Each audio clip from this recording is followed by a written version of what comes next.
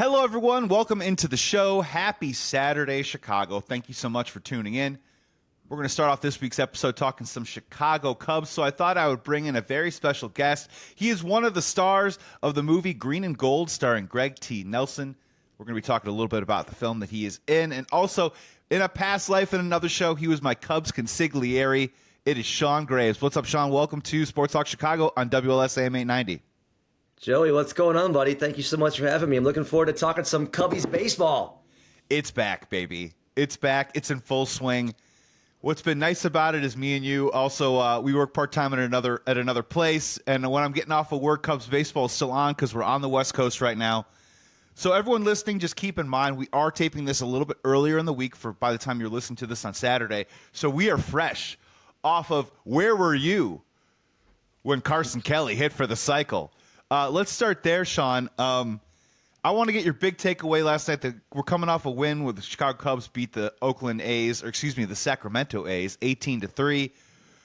Give me your first blush takeaways about the Chicago Cubs about 7 games into the season. And how about that Carson Kelly? You know, the Carson Kelly thing was funny. Everyone's like, what the hell are we doing? And Maya's getting off to a great start, right? It's like when you're shooting the shot in basketball and the coach is screaming, no, no, no, no, no. And then it goes in and you're like, yes, that was the right one. And that's Carson Kelly last night. Like all of a sudden the guy just goes out there and rakes. And I'm assuming that's going to be what we're going to get from that guy all year long, right? Batting 1,000, a cycle once a week. I want more triples. Need more triples for my backup pitcher. More triples. Yeah, you know, it's been an interesting first, 7 games in now? Not the record we wanted, 3-4. Split in Arizona, not bad. Should have been 3 out of 4 there. I think, we're going to probably jump in where we don't want to be jumping in right away in bullpen, right? Bullpen already. Yeah, you're 100% right. Yeah, Carson Kelly, first cycle for the Chicago Cubs since 1993. Mark Grace was the last player to do it. So just a cool night, just a cool moment early on in the season. I do want to get to some offense, but yeah, let's start with the big bugaboo. Bad weekend, especially against the Arizona Diamondbacks. It's tough too, right? Of course, the Arizona Diamondbacks, so many different layers to this, like a lasagna. First one, obviously, the owner, Tom Ricketts, always talking so admirably about the Arizona Diamondbacks. How do they do it? They don't spend a ton of money. They do it the right way, on and on and on. Of course, by the way, secret, they do spend a lot of money. They have the last 2 off seasons, and they're a potent team, and they're going to be a team that we're going to be competing with. Now, a lot of people are saying, with the Dodgers, the Phillies, the Braves, the Mets, and yes, those Arizona Diamondbacks, and even let's throw in the undefeated San Diego Padres by the time of this taping right now, that the wild card is going to be really tough. And the Chicago Cubs are probably going to have to win the NL Central. But even let's just say the Chicago Cubs are going to be vying for a wild card berth, maybe at some point this season, losing these types of games to Arizona, you just don't want that to come back and bite you in the butt. And the biggest question right now is, Shaun, Ryan Brazier's on the injured list, so I understand that. Everyone's still trying to maybe feel it out, trying to figure out what their different roles on this team are. Did you walk into the season with that type of optimism that, yes, they got more depth, they rearranged the deck chairs, this isn't the Titanic, or were some of the same problems that we saw last year, are they already bubbling up on this team? I think for me, when I look at it, I'm kind of right in the middle. Like, yes, I did come into the year with some more optimism. That I'm like, okay, this does feel like from a depth standpoint, we have more guys, right, in that bullpen. It does feel like we have some more experienced guys, bringing Presley in from Houston. I don't know how I feel overall about him as the closer. I guess that'll play out, not looking great so far, but I did feel better. But the other side of that is, yeah, I look at that and I'm like, where's the velocity? Still. Where's the velocity? It's 2025, and yeah, you got Merriweather. Hodge can bring the heat a little bit. Other than that, you're sending out a bunch of dudes, including your now closer, who are throwing 91 to 93 in modern baseball. And yet every team we face, we go up against, starting in the 5th inning, is bringing in a dude going 97 to 100. And I just don't understand this approach that we continue to have where we, don't want to spend money on the bullpen. So every single year, it's a crapshoot to start the year. And yeah, they end up figuring it out. Like last year, they ended up figuring it out, but it had blown 20 games by then. So I really hope coming into this year, we kind of have more people set going into it, and I just don't know that we do. And it just scares me again that we're going to be sitting here in June and this bullpen's going to have blown 10 games, and it's going to cost us at the end of the year like it did last year. It does really make you think whether we did plenty of the Matt Miller on the A's speculation last year. Yeah. And I'm wondering if a player like that is as a name that we're going to be talking. Look, it's April. It's early April right now, so I don't want to get too far ahead of myself. Or maybe I'm forecasting and being prescient about something that probably is going to have to happen in June or July. But where is the nasty in this Cubs bullpen? That's my big question right now. I think there's philosophical ways that you can go about building a bullpen. And let's just take Eli Morgan, for example. I think Eli Morgan is a guy who I think his changeup, when you throw it in the lab and you put it on a spreadsheet, I think it profiles as an above-average pitch. But again, if you look at it, using him in that Arizona game, just for that specific example, he came in a dirty inning, couldn't get out of it, and then it was in the eighth inning. It was a high-leverage situation, and his stuff just really doesn't play in those high-leverage moments. He only pitched 4 innings in the eighth inning last year. He only pitched 10 eighth innings the year before that. So that's 14 combined the last 2 years. A ton of his work is done in the 5th, 6th, 7th inning. So I understand, Thielbar gets out of that jam. He comes in, he walks 2 guys. Again, another thing, too, if you're not going to be nasty, Shaun, can you throw strikes? That's the other one. Boy. And my issue is, do the Chicago Cubs, outside of, a Porter Hodge, do they have enough of that nasty? Do they have enough of that funky, whether it's delivery, whether it's velocity, whether it's movement, to just kind of get through certain tough areas in a bullpen? Or are they just relying on guys that profile above average with certain types of pitches? Yeah, and I think the answer to your question is no, they don't have enough nasty. And I think we've been saying that for years now. And I think a lot of that, I get that you're trying to develop it, but unfortunately, the guys they've tried to bring up over the years, like take a Daniel Palencia, for instance, right? The guy, he's nasty. He's got the heat, 100. He's Rick Vaughn out there. He has no idea where the ball's going. So I think, like you just said, the walks and the control have become a big issue again already. I think we're 9, 10 walks in already from the bullpen. You got to be able to throw strikes. Because you like you said, you can't be a guy who's living on 91 to 93 and off-speed pitches and making mistakes over the plate. You've got to be able to beat people on the edges with velocity, the nasty, as you said, and we're not doing it. And I'm going to ask you a bigger question about the bullpen, and I'm starting to get here.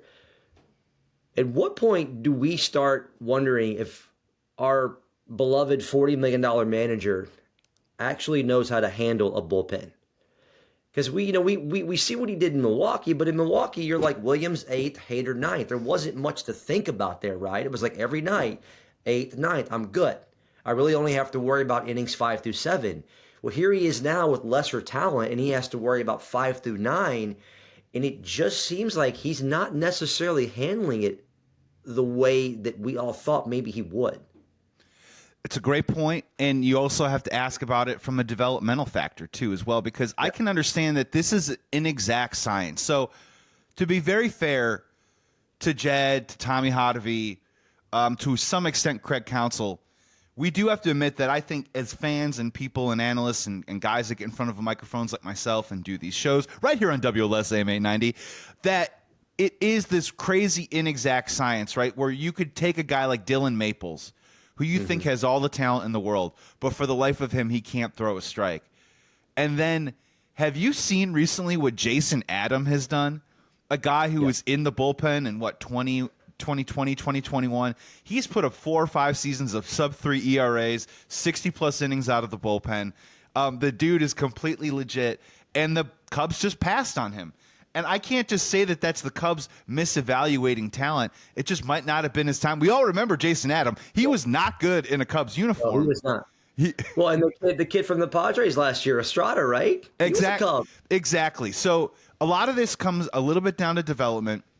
A lot of this does come down to the players. But to come back to your point, I think it is very fair at this time. So what was the mantra last year, Shaun, with Craig Counsell, was that, well, maybe he was going to take a step back and kind of evaluate broadly the organization. You can't change it all within 1 year, but in the second year, it's going to be more molded in the image of the $40 million manager that you had to steal away. Well, you didn't steal away from Milwaukee, but you outbid for him.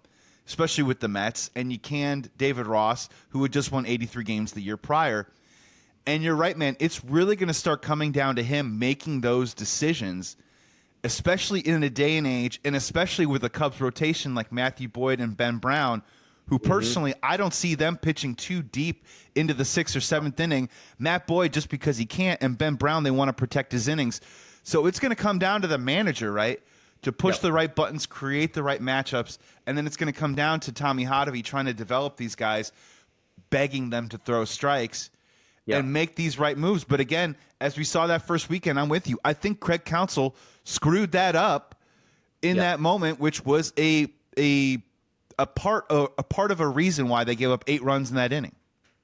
Yeah, I mean that entire thing. You sent Pearson back out there for a second inning. First all, after he struggled incredibly hard in that 5th inning, gave up a run, walked a dude, almost gave a 3-run bomb up. Gets out of it, comes right. You send him back out there in the 6th inning, boom, walks the first guy again in trouble. Thilbar comes out, gets in trouble, gets a big strikeout. Okay, he's out of it. Good. Next guy. Nope, you bring him right back out. And I get it's early in the year. You're trying to protect guys' arms, but let's just learn, man. Let's learn from last year. These games matter. These games matter in April. They matter in May. They matter. We can't be giving up. Every year I start circling games on my schedule like, oh, is this going to come back and cost us? And I was hoping I wouldn't be circling any games this year till a little down the line. And here we are, game 6. And I got a big circle on the schedule already for a game that we pissed away because we can't stop walking people. We can't throw strikes. And the manager's just running dudes out there left and right that feel out of spot.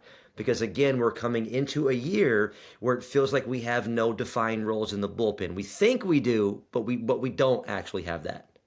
Yeah, and it's really curious. I was texting with you earlier this week on this is, when you're talking about that nasty and you want that prime example, and what is, if you can make him in a lab, what is that prime time 7th, 8th inning guy? We actually have it in our Cubs memory. We have it in our lexicon. It's 2007 to 2010 Carlos Marmol. And I would just say to an average Cubs fan right now, do we have anyone in that bullpen right now that profiles even close to some of the nasty, some of the slider mentality that Carlos Marmol had? And we simply don't right now. My final one on the bullpen, because I want to switch over to the offense. We're talking to Shaun Graves, my Cubs consigliere, and also one of the stars of Green and Gold that is now streaming this week. We are going to talk about that film in a little bit. My final one is it too early in the year to ask ourselves the question, will Ryan Pressly be the closer by the 4th of July? Or do you think perhaps by the end of this season, this is maybe Porter Hodge's job to lose, and this kind of goes back again to how Craig Counsell manages this type of situation? I think, yes, it does. It does go back to how he manages it. But I'm trying to think about this question both like in the micro and the macro. Like, just looking at this season, right? Is it best for this season if Pressly is the closer all year long? Maybe. But in the macro, maybe it's a better thing that Porter Hodge hopefully is good enough where he just outcompetes Ryan Pressly and he takes the job that way. And by, like you said, let's say the All-Star break, 4th of July, whatever, he's taken that job because he's throwing the ball so well. And we come out of this year and we go into next year and we do have that defined role, but we know 100% Porter Hodge is the closer going forward. Like, that would be okay with me. I'm hesitant to be like, I hope he gets it, because I don't want Ryan Pressly going out here giving up 2 runs every time he pitches and them not making a move till July. That screws us. But I'm hoping that eventually Porter Hodge just outcompetes him and just takes it from him. Yeah, no, that's the perfect ideal scenario, right? Where I'm not advocating, and I don't think that Ryan Pressly is going to turn into the Hector Neris, which has already gotten the weird little comparisons on Twitter and on social media. You just look at this, you just line up the stuff of Porter Hodge and you line it up with Ryan Pressly, and you could just tell that with Porter Hodge, you could tell as an opposing hitter, they're going to have a harder time, right? You know what I mean? They're going to have a harder time getting through it than Ryan Pressly, where his stuff just isn't quite playing the way that it used to, which is totally fine. And my question is, it just reminds me a lot of Wade Davis a little bit. Wade Davis was a total professional, incredibly gritty, but would let a little traffic on the bases, walk that high wire act from time to time, and he would get it done, but it gave me agita and heartburn. So maybe this is more of a personal thing. Maybe this is more like to save me more headaches and save my money on Tums.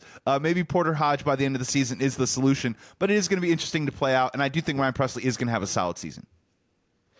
I do too. I think he's going to be good for those guys. I think Ryan Presley's going to be great for a guy like Porter Hodge, kind of showing him the ropes of, and every day, this is what it takes to be a big league closer. This is what you have to do.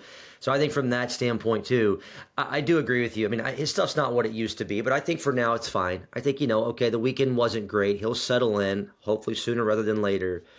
But I'd love to see Porter Hodge limit those walks a little bit. He does that. That guy can be a closer for a long time, I think. You're listening to Sports Talk Chicago with Joey Christopoulos right here in WLS AM 890, welcoming Shaun Graves into the show. Let's flip it over to the offensive side. And, Shaun, let's be honest, I think every single conversation this season about the Chicago Cubs, when we talk offensively, has to start with Kyle Tucker. I just want to get your thoughts on what it's like to see Kyle Tucker in a Cubs uniform, because I'm enjoying myself. How about you? Yeah, it's crazy, isn't it, right? Like how we still don't, as fans, we watch guys in spring training and we're just like, oh my God, we gave up Cam Smith. He's made the roster. Oh my, this guy's hitting, the guy we got's hitting .00004, and then the lights come on, right? The real game start, and he's like, all you fans sit down, I got this. Sprack. It's amazing, man. That guy's a pro. Like, he's legit top 10 in baseball. I just have no worries about that guy. We all have that thing of like, oh, well, he's going to come to the Cubs and all of a sudden forget how to swing the bat. Not with this dude. This dude's a stud. He is what they said he was going to be. I'm loving seeing the at-bats. Having him right in the middle of that lineup, just someone behind him, please, for the love of God, do something and protect him. If we can do that, that guy's going to have a monster year. He's going to be that top 10, top 5 MVP type player that the Cubs need and have wanted for a while. I think you're hitting on something really interesting when you're talking about Kyle Tucker. So first of all, when it comes to Kyle Tucker, I've had the pleasure, so super random, but I used to write for a fantasy football website, and I would write for baseball and for football. And for many, many, many years, I had to cover the AL West. So I had the opportunity actually to, like, on a day-to-day basis, follow and watch Kyle Tucker from the time he was in the minor leagues to the time he got called up. And to be very fair, Kyle Tucker also had an Anthony Rizzo where he came up and it didn't quite really work out at first, and they had to send him down, and then he came back, and then he was great. So I've known what kind of monster this dude has been for quite some time, kind of hidden almost in that Houston Astros lineup that had so many stars for so many years, and then eventually those stars went off and signed big contracts somewhere else, on and on and on. And you're bringing up something really interesting where we live in this day and age where I feel like a lot of people don't value the RBI anymore. Yeah. And they think it's some sort of more of an incidental stat than it is a stat that actually provides value. And you were bringing up such an amazing point that, in my opinion, Kyle Tucker is an RBI monster. And you've already seen it in a Cubs uniform. When there are guys on base, he's driving them in. When he gets an opportunity to knock in a run, he absolutely does it. And I know who you're talking about with the other guy who's just as talented from the right side, can profile and could perhaps be an all-star, but every single year only ends up with 70-ish RBIs, Seiya Suzuki.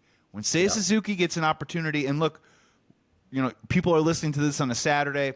We're taping this right after the Cubs beat the Sacramento A's, 18-3. But even in that game, you saw it where there was ducks on the pond, and there was a great time to pad the stats a little bit, and Seiya couldn't quite do it. But Kyle Tucker did it last night. When a position player came in and was throwing up meatballs, what does Kyle Tucker do? He takes them deep. And I think Kyle Tucker is just one of those old-school professional RBI monsters. And Cubs needed that so desperately, with a team where also a lot of people think that Seiya Suzuki, super talented guy, but when there's guys on base, does he drive them in? And I think that's the next step for him. That's something that Kyle Tucker already does. Yeah, 100%. And people not valuing the RBI is insane to me because, you can say you don't value it, and then you look up and your team is 27th in runs scored in baseball, and you're averaging 3.2 runs a game because no one's hitting the ball with men on base. I mean, hello, we saw that last year for a good 2.5 months of the season, right? The RBI is a very, very big time stat, and you got to have guys in the middle, and Seiya just has to be consistent. To just talk to him about him for a second, he just has to bring that. What he did the last 2 months of last year, figure it out, man. Figure it out. Let me get that for 4 to 5 months in a season. Stay healthy and do that. Because if you do that, you're going to let me. Kyle Tucker is just going to have a monster season if they can protect him. I mean, 110 RBIs means something to me.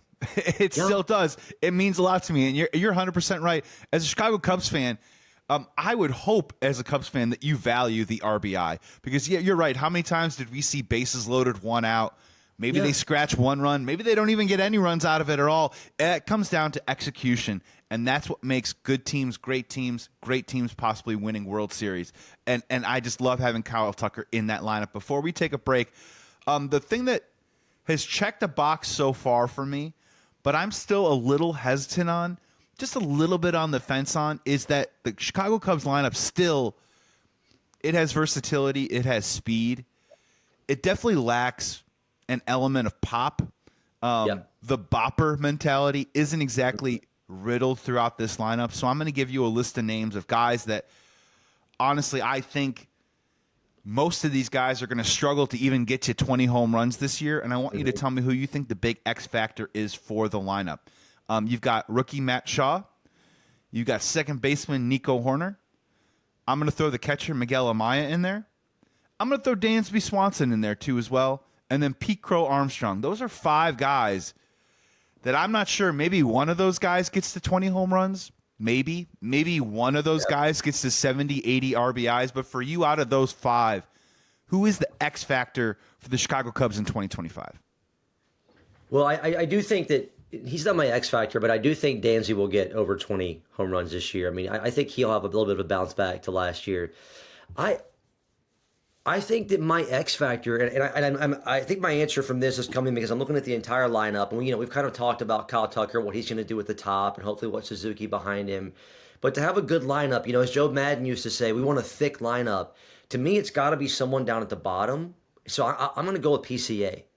Because already you can see when that guy gets on base, chaos. I mean, chaos ensues. It's chaos. A ball that should be a single is a double nonstop. He's beating out double plays that are keeping innings alive. If he gets to first, it's just a damn near stolen base. He's going to end up at second. I mean, I think him at the bottom of that lineup, batting whatever it'll end up being, 7th, 8th, 9th. I'm sure they might move him around a little bit. He is such, because also he does have some pop too.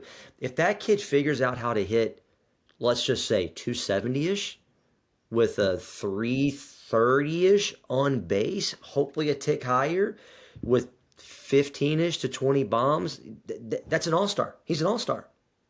Well, Shaun, right? if he does that, this whole lineup completely changes because then he's your leadoff hitter. And look, I think Ian Happ has been incredibly solid.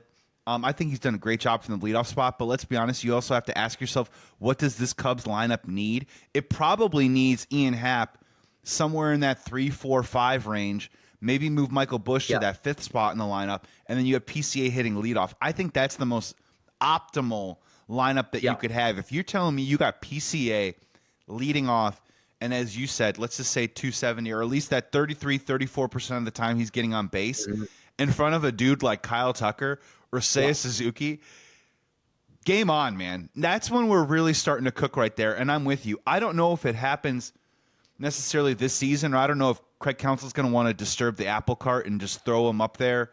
But I think eventually, that's the dream scenario for the Cubs in their offense. Yeah, and can you imagine, we were just talking about protecting Kyle Tucker. That's another way of protecting him, right? You get a guy like PCA in front of him that gets on base, the attention that he draws from that pitcher's got his mind 50-50 now. He's trying to get Kyle Tucker out. He's also trying to keep PCA from stealing second base, stealing third base. Next thing you know, there's a mistake, and it's a 2-run bomb.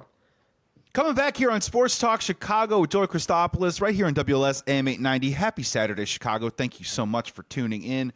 We were talking with one of the stars of the film Green and Gold that is now streaming everywhere. We're going to talk about that in just a little bit. Shaun Graves is here. He's also my Cubs consigliere. We've been talking a lot of Chicago Cubs. So before we get to a little bit of the buffet, before we let you go here, we were talking a lot of Cubs in the first half. Coming back here in the second half, I haven't asked you. You will be a guest here again on the show moving forward. So what did you have win prediction-wise for the Chicago Cubs as the year began? So look, I know we did talk about the bullpen and we're kind of thumping counsel. I decided, as we kind of talked off air about win totals for teams and stuff like that earlier before the season, I was like, you know what? I'm going to be positive and I'm going to put the money where the positivity is. So I took the over. I took the over 86.5 is the number I got. You did it. So I'm going to sit it. I'm going to say the Cubs are going to win 87 games. I'm going to sneak that over in, cash that ticket, and we're going to be positive. It's going to happen. We can't. I just don't see a way with Kyle Tucker in this lineup, knock on wood, he stays healthy all year, that this team gets any worse. I don't see us losing less than 83 games. I do think ultimately this bullpen is better than last year's bullpen. I think PCA is a better player. I think Swanson has a bit of a bounce back year. I think that's going to get them that 3 to 4 extra wins and get them to around 87. I don't know if I've seen people throwing out 90, 92. I don't know if I quite see that unless they go out at the deadline and make a big move. Well, and on top of that too, I mean, for the most part, I think they've through the first 7 to 10 games so far, I think they've shown themselves to be really competitive so far. Yeah. They haven't come out of the gate really flat-footed necessarily. And keep in mind, they've had to play the Dodgers, the Diamondbacks, and hopefully they're beating up on the A's a little bit. The first 2 months of the schedule is pretty tough. So if they can remain competitive and hang around and then really make that leap, I believe at the end of May and in June, the schedule really loosens up a little bit. And then you're right. If they get into that kind of position, we're going to talk about ownership another day. But let's just say they have money to spend, a lot of money to spend before they even sniff the first threshold of that luxury tax, so they could go out there and make some huge moves. And honestly, not just one huge move. They could possibly make 2 gigantic moves at the deadline if they have themselves in contention and think that they could do something special. I want to get 2 more topics with you here before we let you go right here on WLS AM 890. We got to talk some torpedo bat, okay? We got to. It's the story. It's the story of the week here in baseball. I am going to read just a small portion of what the rules are for the bat so people understand. So first thing is that the New York Yankees, with their analytics department, created what is called a torpedo bat. And the reason why it's called torpedo bat is that it has a little bit of a pinball kind of action, like a bowling ball, a bowling pin sort of shape to it. A lot of the weight has been moved into the middle of the bat. And a lot of people are saying, is this legal? Should it stick around? Well, the rules are as follows. I'm just going to read. Rule 3.02 of the bat. The bat shall be a smooth, round stick, not more than 2.61 inches in diameter at the thickest part and not more than 42 inches in length. The bat shall be one piece of solid wood. The bat handle for not more than 18 inches from its end may be covered or treated with any material or substance. Any such material or substance that extends past the 18-inch limitation shall cause the bat to be removed from the game. So that's kind of just the nuts and bolts, the meat and potatoes of the rule of the bat. So, Shaun, I want to get your take, man. Torpedo bats, here to stay? Are you into it? Tell me everything. I mean, God, the phrases we hear in life sometimes, killer bees, torpedo bats, things like gyro ball. It's just not something that was on my radar coming into this season. I mean, look, props to the Yankees for having a kid from MIT working for the front office who's just back there in the lab tinkering and being like, guys, I got this thing for you called a torpedo bat. I think we've been doing it wrong for the last 150 years. Yes. It's way better. It's going to let you barrel up balls. Let's see how it works. And I don't know, man. I need to read more about this to have a firm opinion of like it should be a no-go or it should be allowed. Because I think about the advantage that it feels like that pitchers have now in this day and age with just getting throwing so much harder in the spin and the nastiness. Like what can hitters from just a physical, like remove their tools, remove the bat, what can they do to keep up with that? And I don't know. So, like, is this the next thing? Is this the version of like moving the mound up or down to put them on a slightly more equal playing field with the pitchers who are now throwing 102, 103 miles an hour? Every dude, unless they pitch for the Cubs, coming out of the pen is throwing 95 to 100. Like, part of me kind of gets that. Part of me gets like, okay, we should maybe allow that to happen a little bit. But you can't have dudes out here, I mean, with cork in the bat, which is kind of also what this feels like. So I don't know. I'm a little torn with this right now. Yeah, it's tough, and we're dealing with the sample size right now that is so egregiously one-sided that I think that's why it is in the news right now. I think the first one is for pitchers like Milwaukee Brewers pitcher Trevor McGill, who's already complaining about it. I would just tell him to kind of zip his lid a little bit. Yeah. So if I'm missing any, feel free to fill it in, but it sort of feels like, the Moneyball era has gone through a couple of major philosophical shifts, right? Like the Moneyball era was all about on-base percentage, guys that get on base. Then I felt like in the 2010s, it really turned into launch angle. From the pitcher side, after launch angle, it turned into spin rate. Spin rate then created sticky stuff. They had to litigate that out of the game. They did. And now I think even pitching, it continues to tinker with not just spin rate, but extension. Extension, arm angle, which is building all the different kinds of velocity, creating all its different kinds of topspin. So I would like to see, I'm with you, right? I would like to see a counter move offensively. What can these guys do offensively to counter some of the innovations that we've been seeing on the pitching side? Now, we will see that. I'm wondering where exactly the middle ground on this is. So for people that don't understand, it's basically moving. It's not making the bat thicker, but is moving some of its weight and redistributing it into the middle of the bat. For those listening on the radio, forgive my object work, but for people watching on YouTube, people have to understand that a wooden bat, the sweet spot, the barrel, is maybe about this big, and I'm making it maybe 2 inches tops. So that's what makes baseball so special, is to hit it on that sweet spot, that special sound that you hear when a guy goes yard, that amazing sound off the bat.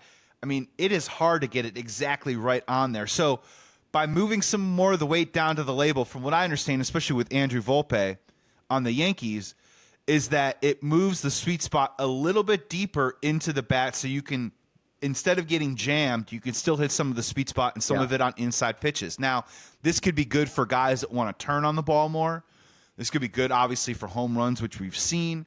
Ellie De La Cruz used the torpedo bat and drove in 7 runs or something along those lines. So let's see how this plays out a little bit. I will say, though, that, Shaun, me and you, we are still kids of the 98 McGuire-Sosa chase. So I don't think it'd be the worst thing in the world if we saw some goo-goo gaga numbers just in the time being, and then maybe they can go in and look at the science of the bat and then try and figure out, is the sweet spot maybe too wide, and maybe do they need to shorten it a little bit. But hey, man, if we see a season where a bunch of guys hit 40-plus home runs, we finally see dudes driving in 130 runs again. And I did this on the show last year. This is off the top of my head, so I kind of forget, but I believe there was only maybe 9 or 10 guys that hit over 300 last year. Yeah. And only 15 years ago, that number was in the 45, 50, 55, 60 range. Yeah. So if this ups the offense a little bit and some ERAs take the hit, I'm willing to live with this experiment for right now. Me too, because baseball needs more action. It needs more movement. I mean, why did Theo go to MLB and help with them, eliminating the shift, things like that, right? They want the ball and play more. They want more base hits. They want more first to third, second to home. They want more movement, more action, ball in play. If this helps with that, I just don't have a lot of sympathy for hearing pitchers whine about it, because pitchers have had the upper hand for a while now. So if this gets more action brings eyes to the sport, which the sport desperately needs to. I'm kind of with you. Let's let it ride for right now, see how it plays out for the season, and then, like you said, they can tinker after the fact once they have a larger data point. Yeah, no, I would play this out 100%. I mean, even if they do eventually have to change it, just the fact that there is a little bit of an element of a spectacle to it. Yeah. Of like, let's see what the torpedo bats do. And also, if this could also remove the excuse from general manager Jed Hoyer that it was the weather's problem last year at Wrigley for why the Cubs offense didn't play well. Shaun, I'm all for it. 100%. 100%. Before we get you out of here, man, we have to talk about your film, Green and Gold, starring Brandon Sklenar, who's Google his name. You're going to recognize him. He's in a ton of stuff now. Also, Craig T. Nelson, very famous from Coach back in the day, also on Parenthood. The last performance ever from Emmett Walsh and Madison Lawler. Talk a little bit about Green and Gold and where people can find it, because, man, I went to a screening with you there. I know we're buddies and stuff, so we all want to pat each other on the back all the time. I really enjoyed the film. I thought it was great. It's a good sports movie. It's a great feel-good movie. It's perfect for this time of year. Yeah, man. Well, thank you to you and your lovely wife and everybody else who came out that night to support. That's you've done this before too. It's not always the easiest thing to watch yourself. So, and when you're sitting in a room with like 15 to 20 of your closest friends, you're especially being like, oh God, I really hope I don't suck in this, because they're all going to give you the pat on the back afterwards, but I can see it in the eyes if it actually, So yeah. Yeah, man, it was. I mean, I'm just really proud to be a part of it, man. I think you're spot on. It's a really good, uplifting film. It's got a great story. It is perfect for these days. The Bears fan in me doing a movie that's largely based about the Packers, like, even that, man, we've gotten so much support from, like, all the wonderful people, especially in Wisconsin, the Packer fans up there, like all the events at Lambeau and in Milwaukee and stuff. It's wonderful. It's crazy, right? We shot this 3.5 years ago. We shot it in October of 21. And then, because of all the strikes in the industry and then just the things that indie films have to go to get where it's supposed to be, it took a while. It took till this January for it to finally come out in theaters. And yeah, it was a movie that they got out. It was supposed to be out for 1 week, ended up being out in theaters 5 weeks. And now here we are this week, perfect week, which I appreciate you letting me come on and talk about, the Cubs and this. This is the week it's finally hitting streaming. You can check it out on all your local iTunes, Amazon, Google. And yeah, I'm just really proud to be a part of it. Everyone in it, Craig T. Nelson, it's maybe, I think he said it too at one of the events, one of the best things he's ever done. Madison Lawler, who plays his granddaughter in the film, phenomenal. Brandon Sklenar, who when he did the movie was just kind of an up-and-coming guy and now has turned into a massive TV movie star, Emmett Walsh. And I just want to give a big thanks to the brothers, the Linwall brothers, Anders and David, who kind of wrote it, and then Anders, who directed it. These are like UP, Michigan kids who grew up in the farming world, diehard Packers fans, and they got to tell a story that meant so much to them, and they were patient with it, and they got to get it out there, and the feedback, I think it ended up at like 98% on Rotten Tomatoes. It's been a really, really wonderful experience, and I'm just grateful for those guys for letting me be a bit part of it, and just happy for them for how well it's been received and done so far. Yeah, a couple quick takeaways, obviously, is, as you mentioned, for people that aren't in the entertainment industry, this is a movie that existed in the 70s, the 80s, the 90s. Yeah. These are movies that it's not a big car chase. You know what I mean? It's a family friendly movie. There's no violence. There's no cursing. It's just a really good movie about a farmer and his family. And it took 3.5 years just for it to see the light of day, which has nothing to do with the quality of the film. It has more to do with the state of the industry right now. So if you do get an opportunity, definitely support the film. And yeah, like you said, obviously it is about a farmer, so it has a lot of Midwest mentality. So for those listening, you're going to get a lot out of it. And I'll be honest with you, you are right. And please fill in the context for me too as well if I get this wrong. But obviously, it is about a farmer. It seems like it's a multi-generational family that's been taking care of this land for many, many years. Obviously, hard times, difficulty being able to keep the land. Through a series of different events, the person who's trying to foreclose on the land makes a bet with Craig T. Nelson. And it starts off in jest where Craig T. Nelson or someone along the line says, well, if the Packers make the Super Bowl, I'll let you keep this land anyways, which is based in 1993. And they get into this verbal quasi-handshake agreement. and the Packers start winning, so they're following the Packers as they go along. We'll see what happens there. It's an incredible twist ending. And then, dude, to be very fair, I know we're talking about the Green Bay Packers, and everyone wants to turn off the radio right now, but I got a great kick out of it. He names the pigs after great Bears players. He does. It's so look, you got to have a sense of humor, like as Bears Packers, the Bears Packers rivalry, and I'll tell you what's funny about it. The weekend that we had the like kind of event at Lambeau Field, where Craig sang the national anthem at the Packers game. It was the last game of the season, Packers Bears, and we know who won that game, don't we, baby? Yeah, we do. So, you know what I mean. So yeah, I wouldn't. Because I think I'm allowed to say this, like the Green and Gold wasn't always the title. The working title, I believe, was God Loves the Green Bay Packers. Oh wow, really? And so in the film I play like the town pastor. I play Pastor Bridges. So I was kind of like, well, wait a minute, am I going to have to get up here and just start talking about how much God loves the Packers and be in my Packers gear? And I'm reading the script. I'm like, okay, I don't have to wear any Packers gear. I don't have to say I love the Green Bay Packers. I'm sold. I'm in. Let's do the movie. You and Reggie White. You and Reggie White, right? Who's the better reverend or pastor in the Wisconsin land area? Yeah. And I also want to say too about the film that they did a great job of like, you have your Craig T. Nelsons and your kind of like LA people, but they did a great job of like bringing in Chicago actors too. Like, obviously myself is in it, but Annabelle Armour, who plays Craig's wife in the movie, who to me is she's the heart of the movie and so wonderful. She's a legendary Chicago actress, and a few other people in there as well. So it was a great job of kind of bringing some of the Midwest people in with the LA people, and the cast just worked beautifully together. Yeah, no, it's not a sports movie, but yet there are a lot of elements that incorporate sports, so I highly recommend that. And then to be very fair, I don't want to give it away, but the ending definitely follows a Field of Dreams like inspiring lift, and there's a twist in it that you don't quite see coming. So it's a great movie for the family. It's a great movie if you love sports. It's a great movie if you ever grew up in the Midwest, if you ever had a relative that worked a farm, that knew how hard that work was. And how hard it was to obviously maintain and keep and to live a life off of. And then, of course, if you love great, heartwarming endings, this movie is definitely for you, Shaun. And congratulations, man, on being in the film. Yeah, thank you so much, man. I really appreciate it.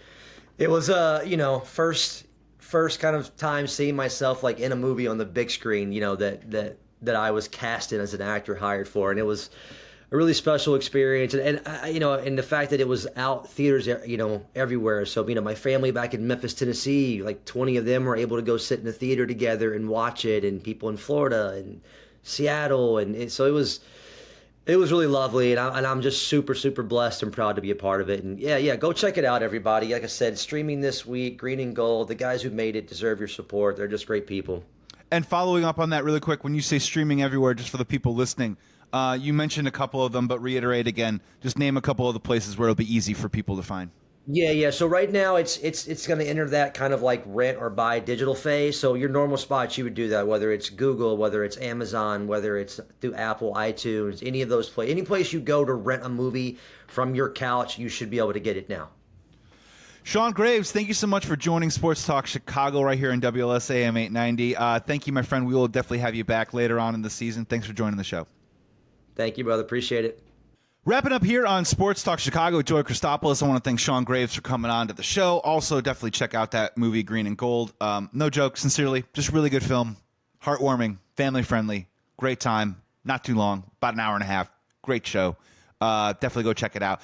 Two things I wanted to get to before I get out of here. The first one is I just want to give a quick shout-out to the Chicago Blackhawks. Chicago Blackhawks, the other day, had 6 first-rounders on the ice. And I know that times have been really tough. They got the second worst record in the NHL. This has been another really rough year. And honestly, Connor Bedard has played well, but I don't really think he hit the expectation that a lot of Blackhawks fans had for him. But let's give some credit where credit's due when we're talking about Kyle Davidson. Since 2022, he's had a bevy of draft picks, and now a lot of them have now graduated to the NHL level. I'm not saying these guys are going to turn into superstars, but at the very least, when you take these guys, you want to see them get up there to the NHL level and see if they have that caliber to stick around. They had 6 first-round players since 2022 on the ice the other night. Kevin Korchinski, Sam Renzel, Oliver Moore, Connor Bedard, of course, Artyom Lezhinov, and Frank Nazar.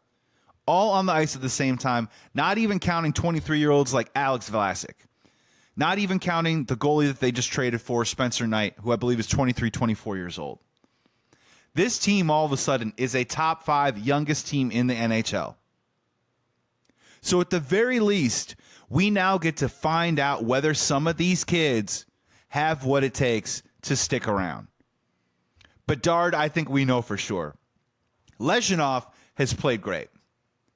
The dude has already held his own. He's a little raw. He's got a lot to learn, but he's already been one of the primary assist guys on a couple of goals. He's done a great job cleaning up some messes and some bad turnovers in the middle of the ice for the Blackhawks. I think he's actually going to be a good one.